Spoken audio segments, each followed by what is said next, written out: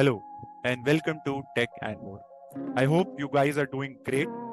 And so it turns out that one of our subscriber asked us to create a video on codeless test automation tool, discuss the benefits, and list out some famous, very vital codeless tools available in the market. So your wish is our command as always, and we have done that. Right now, before we proceed, you must have seen this word which says less code instead of codeless. So you might wonder that are they different things? No, they are not.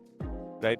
So 95% of a codeless tool will never require you to code rather, but in some exceptional scenarios or in some common complex scenarios, you'll need to have the basic understanding of XPaths or how to locate an element at least, right? So I always prefer to call it as a less code test automation tool. Now don't worry, that doesn't mean that you have to have programming knowledge.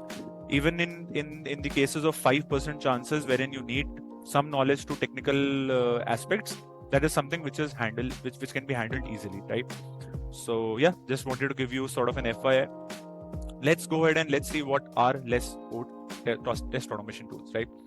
Of course, as the name suggests, these are tools which allows testers to automate tests without writing code, right? Now, folks who do not know what is the complexities of writing code, let me take you to a web page. So do you see these lines of code which I'm just highlighting here, right? So if you have to automate a test case using Selenium WebDriver or using code for that matter, right? You'll have to write these huge lines of codes, right? So a lot of people are a little bit afraid to learn this, or even if they're not afraid, they are not interested into coding that much. I have seen such IT professionals, and there is nothing wrong in it. Trust me. You'll be shocked to know that maximum of the IT circuit or the IT employees which are working, a lot of them do not know how to code, but they're growing like crazy because there are a lot of domains wherein you can enter into IT, grow without the knowledge of programming. So don't worry, and that is why I'm creating this video, right? So all in all, imagine there's a scenario. You have to navigate to this URL and you have to click on opportunities tab and you have to click on new, for example, right? Now, using Selenium WebDriver, you'll have to have at least 50-60 lines of code to do this, right? But with the help of codeless tool, what you'll do is whatever actions you're performing, you have that tool in the start mode. I'm sorry, I cannot show you that tool because it's paid and all, but you have that tool started and you just click on play, and whatever actions you're performing, it will record it. For example, again, let's suppose the test case reads that click on contacts tab and click on new button, fill in some random data, let's say ABCD, and save it, right? And then validate whether this particular this particular word is present on the screen or not, right? So this was a test case. Now, if I had the test automation tool in the play mode, it recorded all the steps. Then I stop the execution, and then when I go back and play it, it will run the test case for me automatically. So it completely removes the dependency on code, right? So I just wanted to give you an example for you to have a better context. Now, what are the benefits? The first benefit is, of course, as we discussed, accessibility for non-programmers. That is, accessibility for non-programmers. That is, of course, if you're not a programmer, you can use these tools to automate. Then it has a shorter learning curve. I'm sorry, I'm not going serial wise in the benefits because I want to take it more in a step-by-step manner. So second benefit is it has a shorter learning curve. So what does it mean? That the amount of time that you take to learn a skill set, it's comparatively easier as compared to code-based tools. Due to obvious reasons, you need not learn coding or programming. You just need to understand the tool from the functional point of view, right? As a result of this shorter learning curve, the test case creation will be faster, right? Because you need not write those numerous lines of code. You just need to perform your test case execution, as I told you an example a couple of minutes back, and that test case is automatically recorded for you. And then again, reduce maintenance cost, because of course, if it takes less time to write down a test case, the maintenance time or the update time will also be less, right? So the next time you think that I want to get into automation, but I'm not good at programming, or rather I don't want to learn programming, but I want to upskill myself, codeless test automation tools are for you. Now, one might question that, okay, that sounds good, but what are such tools? I mean, I see numerous list of tools available in the market. Which one should I opt for to do my research and then further learn, right? So I have listed out three most commonly used famous test automation tools which are codeless for you. First one is Prover. The green flag or the biggest USP of this tool is that it is the best for Salesforce. It has been developed while keeping Salesforce in mind. So next time, if you are implementing a Salesforce project and if somebody tells you that, you know what, I need to automate some test cases on my Salesforce instance, what should I do? Nothing, just suggest them Prover tool. Now, of course, if it is so good, there is a challenge. That is no free trial. It's a huge bummer because when you're learning something new, even for Salesforce or for web development or for anything for that matter, you always have to have some free access to a tool to understand and learn it. But Prover will offer you nothing. You'll have to go for a license to learn it, right? So it's a big challenge for people who are just learning it. Then the second feature is that it has a point and click test creation. So as I told you that I simply perform the actions and it gets recorded and then I go and execute it. So that's all. Then it has a very good CI/CD integration. That is, you can integrate it with Jenkins easily and you can run your tests remotely. Then the other feature is that as far as email validations or PDF data validations are concerned, Prover supports that because that's a very, very complex scenario, but it has to be handled a lot. So Prover will help you handle all these scenarios very easily, right?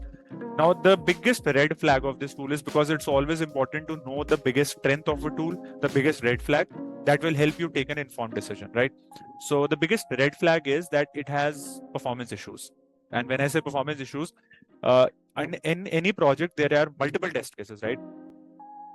So you'll always have hundreds of test cases, right? Now, as soon as there are a lot of test cases automated using Prover, the tool in itself slows down, which is a huge challenge while scripting or automating, of course, right? So that is all you needed to know about Prover. And now let's switch on to the second one, which is Tricentis Tosca. Tosca is a very famous name. Tosca belongs to a company which is Tricentis. Tricentis has multiple test automation tools. Tosca is one of them. So let's see the green flag or the best part of Tosca, which is it works on generic tech stacks with expertise in Salesforce. So Tricentis has a dedicated tool for Salesforce, but it's not only limited to Salesforce. It's friendly to all generic tech stacks. That means that if you have a normal website, let's suppose implemented on these front end and back end technologies, for example, JavaScript or Python, it works perfectly on that. So it is generic to all, which is a very good thing. Secondly, it has a free trial. What a relief. A free trial is very important, right? Then it has multiple products. As I told you, that Tricentis offers multiple products. For example, Tosca, Testim, Qtest, all these. So, and one thing, it can automate desktop applications as well. So if you have seen my previous videos, in one of the video I did tell that Selenium never ever automates desktop applications, but Tricentis, Tosca, and all, I mean, depending upon the tool, of course, it does. Now, what is the red flag? What is the biggest con? As per the users, they say that the customer support is not that diligent. That is, the customer satisfaction or the customer cycle is okay, but it's not at the top. So you need to be careful about it. So yeah, this is all you needed to know about Tricentis Tosca. Cool. The third and the last one is Catalon. It is again a very, very famous tool, and the biggest feature of this tool is that it is free of cost. All features but limited users. Same in DevOps. You get most of the features in Salesforce DevOps, which is free of cost, but again the users are limited, right? So Catalon gives you a very good feel of the entire tool without you spending a penny, right? Then second point is it can automate web, mobile, web services, desktop applications, all. I mean, this is a very common point. We need not discuss a lot about this. Then third is it has a greater market share than Tosca. It somehow tells you about the tool easiness, because if more people are using it, of course, it's a little bit easier to use, right? Then red flag, which is the biggest con, that is, since it's free of cost, there is not a lot of official support available around it till the time you go and pay for it, right? So, let's suppose you're stuck somewhere, so you'll have to do your own due diligence. You cannot rely on any support or any official organization. Good. So that is all about Catalon. Now, I hope that this video helped you understand about codeless test automation tools, the benefits, and the 3 most important tools. Now, at the end, you might question that which tool is the best for me. See, some random chap can come to you and just suggest one name out of these 3 tools, but that will be a false thing to do. It all depends upon the situation of your project. Some parameters that can help you decide the tool can be, number 1, the cost that your organization is ready to spend. Number 2, the type of tech resources or the type of resources that you have in your team, what is their skill set, how quickly they can learn things, and of course number three, the client requirements or situations as well, right? And lastly, one more thing I just remembered, depending upon the project functionality, is it more complex, does it have a lot of integrations? Depending on all these parameters, you can take an informed decision, right? But yes, all in all, these three tools are good to go. And I think that now whenever you want to take a decision of learning a codeless test automation tool or suggesting it in your organization, this video will help you.